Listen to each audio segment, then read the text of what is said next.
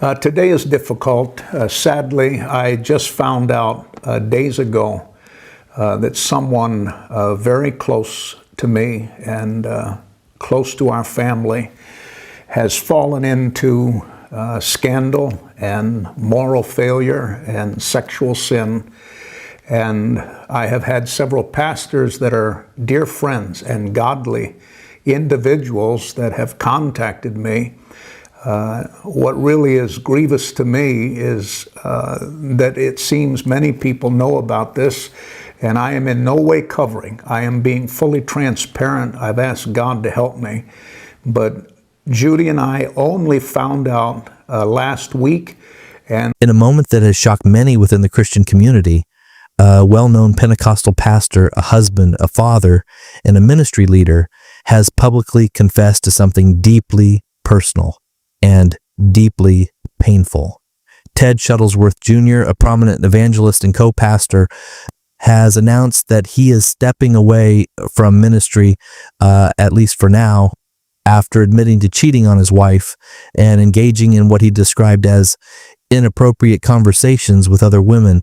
And this isn't just another headline, because behind the public statements, behind the apology letter and behind the ministry titles, there's a real family, there's real consequences and real questions.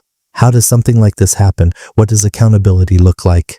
And can a leader truly come back after a fall like this?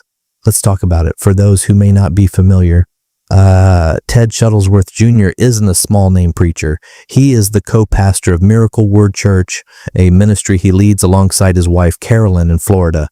Over the years, he's built a large platform. He's authored nearly 20 books, co-founded Miracle Word Ministries in 2010, launched educational programs, hosted crusades, run online media outreach, and even founded Miracle Word University. He also hosts his own podcast that travels internationally and has been associated with a newer media-savvy generation within the prosperity gospel movement. But perhaps what makes this story even more significant is his background. Ted Jr. comes from what many call a preaching dynasty. His father, Ted Shuttlesworth Sr., is a well-known televangelist and revivalist who leads Faith Alive Fellowship. Other family members are also in ministry, including his uncle, Tiff Shuttlesworth, and his cousin, Jonathan Shuttlesworth. In other words, ministry isn't just what he does, it's part of his identity, his family legacy, his entire life, which makes what happened next even more difficult to process. In a private letter sent to ministry partners and later obtained by media outlets, Ted Jr. made a confession, and his words were direct. He said, in the middle of ministry success, miracles, and breakthroughs, he let his guard down. He admitted he failed to stand firm when temptation came, and then he said something that hit many people hard. He acknowledged that his actions opened the door for sin through loose and inappropriate conversations with women. No excuses, no blaming, just responsibility. But the confession didn't stop there. He went further, revealing that those conversations eventually led to sexual activity with a woman who was not his wife. And he said he was extremely ashamed and deeply grieved. You can almost hear the weight in those words, because when a spiritual leader falls, it doesn't just affect one person. It affects a marriage, a family, a congregation, and thousands of people who looked up to him. He then announced something many expected, but still felt heavy to hear. For now, he is stepping away from ministry, not permanently, but intentionally. He said he has repented before God, and asked for healing and protection for his family. He also said he repented to his wife, Carolyn, describing her as the greatest gift God has given him besides salvation. He called her gracious, strong, unbelievable, and honestly, in situations like this, the spouse often carries the deepest wounds, because betrayal inside marriage, especially public betrayal, cuts in a unique way. But here's where the story becomes even more complex. In his letter, Ted also hinted at something else.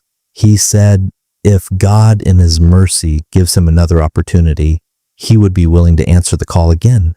In other words, this may not be the end of his ministry story. And that raises an important conversation many people are already having. What does restoration actually mean? And how long should it take? Soon after his statement, his wife, Carolyn, also released her own letter, and her words were honest, but also full of faith. She confirmed that her husband had been involved in an affair, along with multiple inappropriate conversations with various women, but she also reassured supporters that nothing they had prayed, given, or sown into the ministry was in vain. She emphasized that God had still moved, lives had still changed, and souls had still been reached. That's an important perspective in Christian theology, the idea that God can work through imperfect people. Still, emotions around that idea can be complicated, because when trust is broken, yet people don't just process theology, they process pain. Carolyn acknowledged the disappointment many would feel, and encouraged supporters not to let one man's failure diminish what God had done through their faithfulness. But then she shared something deeply personal. She said, "If anyone understands the pain and sorrow caused by this situation, it is her and their family." That line says a lot. That line says a lot because behind every public scandal, there are private tears nobody sees. She also spoke about repentance and the restoring mercy of God, saying she believes God's grace will continue to sustain their ministry. And she made another announcement during the season: while Ted steps back, she will step forward into greater leadership responsibility. That alone shows strength, because leading while wounded is not easy. She ended her message with a request. She asked people to extend forgiveness toward her husband, just as she has chosen to forgive, and just as Christ has forgiven believers. That word, forgiveness, is powerful, but it's also complicated. Forgiveness doesn't always mean instant trust. It doesn't always mean immediate restoration, and it doesn't remove consequences. Those things take time. The couple also has 3 children, which reminds us, again, and this isn't just a ministry situation, it's a family situation. And families often carry the longest journey toward healing. So what happens next? That's the question everyone's asking. Will Ted Shuttlesworth Jr. return to ministry? If he does, when? And what kind of accountability will be in place? History shows in religious communities, and restoration stories do happen, but healthy restoration usually requires 3 things: time, transparency, and true accountability. Not just words, but demonstrated change. There's also a broader lesson here. Beyond one pastor, leadership, especially spiritual leadership, comes with pressure, constant travel, public expectations, private temptations, emotional exhaustion. None of those excuse wrongdoing, but they do explain why accountability structures matter so much. No leader, no matter how gifted, is above human weakness. And maybe that's the biggest takeaway. Charisma, platform, influence, success, none of those replace character, because eventually what's hidden comes into the light, always. For supporters, this moment may feel confusing. For critics, it may feel predictable. For his family, it likely feels devastating. But for everyone watching, it's a reminder. Integrity matters more than image. Faithfulness matters more than fame. And private choices always shape public impact. As this situation continues to unfold, many people will be watching, praying, questioning, and forming opinions. But one thing is certain: real healing, whether in ministry or marriage, is a process, not an announcement. If you want more thoughtful breakdowns on faith, leadership, and real-life stories like this, make sure you subscribe and join the conversation.